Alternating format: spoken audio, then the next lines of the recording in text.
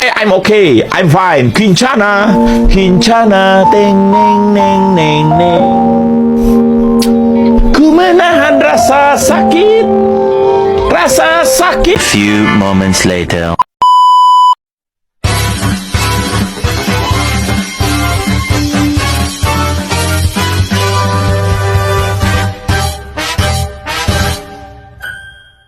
Assalamualaikum warahmatullahi wabarakatuh. Kami dari kelompok 1 mempresentasikan tentang sel tumbuhan dan sel hewan. Di sini saya akan menjelaskan sel hewan dan sel tumbuhan. Di sini sudah ada gambar sel hewan dan sel tumbuhan. Yang pertama saya akan menjelaskan sel hewan terlebih dahulu. Sel hewan memiliki organel-organel yang diantaranya ada nukleus. Nukleus adalah bagian penting dari sel yang berisi informasi genetik. Nukleus dapat diuraikan dari beberapa bagian, yaitu membran inti, nukleus. Inti adalah selaput pembungkus nukleus yang melapisi inti sel. Bagian ini memiliki fungsi sebagai pelindung serta pemisah dari organel lainnya.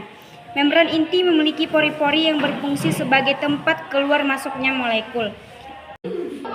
Fungsi nukleolus adalah mensintesis berbagai jenis molekul ribonukleik, acid atau RNA yang berfungsi dalam proses perkaitan ribosom. Fungsi lainnya adalah untuk membangun ribosom dan terlibat di dalam proses sintetis protein. Nukleus berada di dalam nukleus. Dan nukleoplasma adalah cairan kental di dalam inti sel atau nukleus yang mengandung banyak protein dan gel lainnya, seperti mineral, DNA, dan RNA. Selain berfungsi sebagai tempat mengolah berbagai enzim, bagian yang disebut dengan karyoplasma ini juga berperan dalam membantu menjaga bentuk dan struktur inti sel. Saya akan melanjutkan presentasi tentang saya tadi, yaitu aparatus Golgi. Aparatus Golgi disebut juga badan Golgi, berbentuknya seperti kantung yang pipih. Berfungsi dari aparatus adalah untuk membentuk lisosom, memproses protein dan membentuk membran plasma. Aparatus Golgi yang berwarna merah ya. Selanjutnya ada centriole.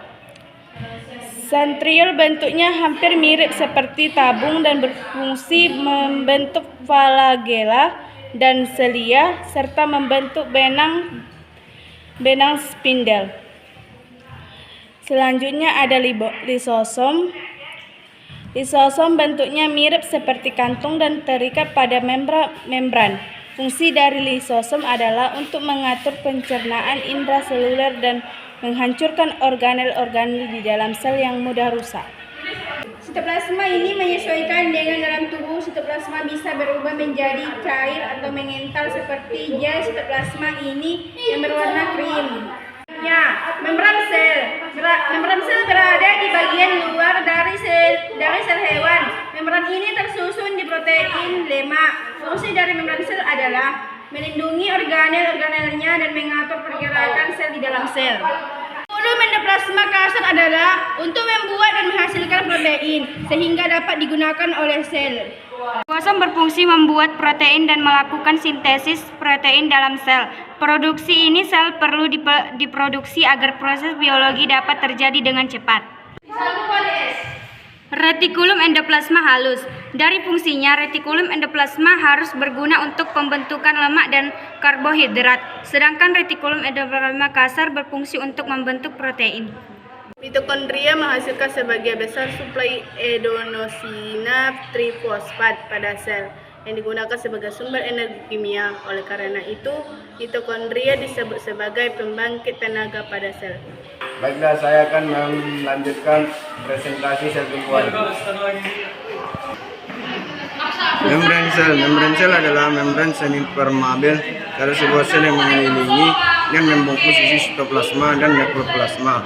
Membran sel memisahkan sel dari cairan interstitial di sekitarnya. Pembentukan membran sel dilakukan dengan bahan dasar kloroplasma. Kloroplasma adalah bagian dari aktif yang mengandung klorofil. Di dalam kloroplas berlangsung fase terang dan fase gelap dari fotosintesis tumbuhan. Kloroplas terdapat pada hampir seluruh tumbuhan, tetapi tidak umum semua sel. Nukleus. Nukleus atau inti sel yang adalah organel sel yang berfungsi mengatur seluruh kegiatan sel. Nukleus merupakan sel terbesar yang mengandung informasi genetik dan berupa DNA dan berbentuk bulat hingga oval. Retikulum endoplasma. Retikulum endoplasma adalah di dalam sitoplasma. Kata endoplasma berarti di dalam sitoplasma. Adalah organel yang tidak dapat ditemukan pada semua sel eukariotik. Retikulum endoplasma merupakan bagian dari sistem endomembran. RE merupakan labirin membran yang demikian banyak sehingga RE ini meliputi separuh lebih dari total membran dalam sel-sel eukariotik. Melanjutkan presentasi tema saya. Nukleus merupakan organel terbesar dalam tubuh yang terdiri dari 4 bagian utama. Fungsi utama inti sel adalah sebagai pusat komando yang menyimpan materi genetik dan mengontrol pertumbuhan dari reproduksi sel. Mitokondria yang utama adalah menghasilkan energi bagi tubuh. Selain itu, mitokondria juga berperan dalam mengatur kematian dan pertumbuhan sel, serta menjaga kalsium, protein, dan lemak yang diperlukan oleh tubuh. Pola berfungsi untuk menyimpan cairan dan senyawa seperti enzim, alkaloid, lipid, garam mineral, asam amino, dan asam organik. Fungsi sebagai tempat mengolah dan memodifikasi protein. Badan Golgi berfungsi untuk menyeleksi dan membentuk paket molekul yang bisa membantu sekresi sel. Melindungi sel pada tumbuhan, memberi bentuk pada sel, menjaga tekanan turgor, dan melindungi sel dari tekanan mekanis, membantu tumbuhan berdiri tegak karena sifatnya kaku.